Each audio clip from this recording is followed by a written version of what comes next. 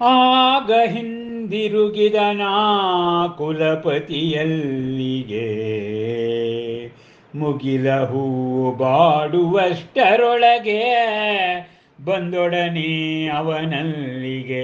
ಸ್ವಾಗತಿಸುತ್ತವನನ್ನು ಹರಿದು ಚಿಂದಿಯಾದ ಸೂರು, ಕಿತ್ತು ಬಲೆಯಂತಾದ ಗುಡಿಸಲು ಒಡನೆ ಅವನು ಕ್ರೋಧೋನ್ಮತ್ತನಾಗಿ ನಿಂದಿಸಿದನು ಬಹು ಕಟುವಾಗಿ ಮಹಾವೀರನನು. ಅಯ್ಯೋ ಏನು ಮಾಡಿದೆ ನೀನು, ನಂಬಿ ನಿನ್ನನು ಬಿಟ್ಟು ಹೋದುದಕ್ಕೆನ್ನ ಗುಡಿಸಿಲನು ಹರಿದು ಹೋಗಿ ಸೂರು ಮುರಿದು ಬಿದ್ದಿದೆ ಗುಡಿಸಿಲು.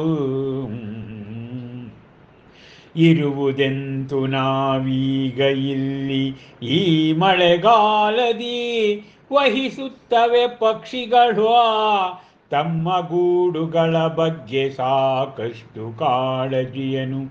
ಆದರೆ ನೀನು ಮನುಷ್ಯನಾದರೂ ಕಾಯಲಿಲ್ಲವೀ ಕುಟಿರವನು, ಮಾಡದಿರೆ ನೀನಿರುವ ಸ್ಥಳದ ರಕ್ಷಣೆಯನು ಮಾಡುವೆಯಂತೂ ಆಧ್ಯಾತ್ಮ ಸಾಧನೆಯನು. ಆಲಿಸಿ ಆ ಕಿಡಿನುಡಿಗಳನ್ನು ರಾಗದ್ವೇಷಾದಿರಹಿತ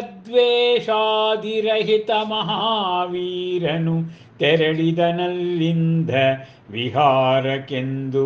ಉಳಿದಿರಲು ಚಾತುರ್ಮಾಸದಾರಂಭಕ್ಕೆ ಕೆಲ ದಿನಗಳು ತೆರಳುವಂತೆ ನೀರವ ಮಾರ್ಗದಲ್ಲಿ ನೀ ಶೂನ್ಯಮೂರ್ತಿಯು.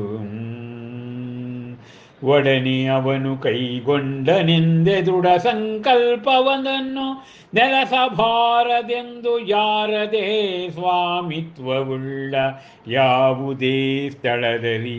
ಅಂತೆ ನೆಲೆಸಿ ತಾನೊಂದು ನಿರ್ಜನ ಸ್ಥಾನದಲ್ಲಿ ತೊಡಗಬೇಕೆಂದು ಮೌನ ಸಾಧನೆಯಲಿ.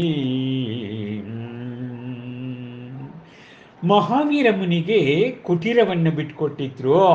ಆ ಕುಟೀರವನ್ನು ಬಿಟ್ಟು ಆ ಕುಲಪತಿ ಹೊರ ಹೋಗಿದ್ರು.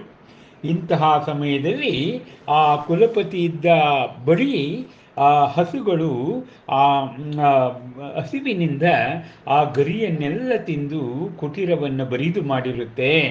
ಆಗ ಕುಟೀರದ ಒಡೆಯ ಬಂದು ನೋಡಿದಾಗ ಆ ಕುಟೀರ ಒಂದು ರೀತಿಯ ಬೆತ್ತಲೆ ಇರುತ್ತೆ. ಅದನ್ನು ನೋಡಿ ಕ್ರೋಧೋನ್ಮತನಾದಂತೆ, ಕೋಪ ಬಂತಂತೆ ಆ ಕುಟೀರದ ಒಡೆಯನಿಗೆ.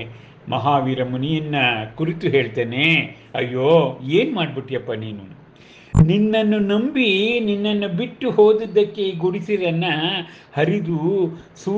ಹರಿದೋಗ್ಬಿಟ್ಟಿದೆ ಸೂರು, ಗುಡಿಸಲೆಲ್ಲ ಬಿದ್ದೋಗಿದೆ. ಈ ಮಳೆಗಾಲದಲ್ಲಿ ನಾವೀಗ ಈ ಮಳೆಗಾಲದಲ್ಲಿ ನಾವು ಹೇಗಿರೋದಪ್ಪ. ಪಕ್ಷಿಗಳೂ ಕೂಡ ತಮ್ಮ ಗೂಡುಗಳ ಬಗ್ಗೆ ಕಾಳಜಿಯನ್ನು ವಹಿಸ್ತವೆ.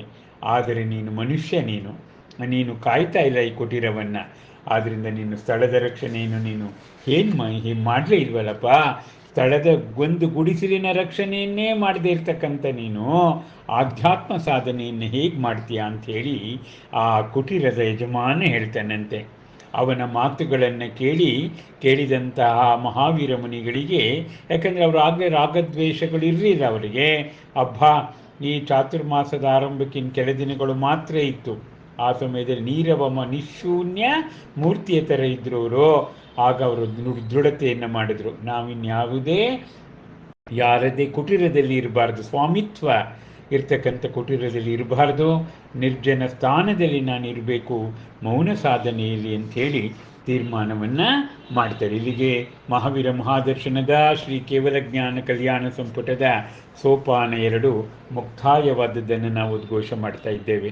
ಭಕ್ತಿ ರಸದಿಂದ ಮಹಾಕವಿ ಡಾಕ್ಟರ್ ತಾರಾಶೇಖರ್ ಅವರು ಇದನ್ನು ಬರೆದಿರ್ತಕ್ಕಂಥದ್ದನ್ನು, ಆ ಬರೆದಿರ್ತಕ್ಕಂಥ ಕಾವ್ಯವನ್ನು ನಾವು ನೀವೆಲ್ಲ ಆಸ್ವಾದ ಮಾಡ್ತಾ ಇದ್ದೇವೆ. ನಮಸ್ಕಾರ.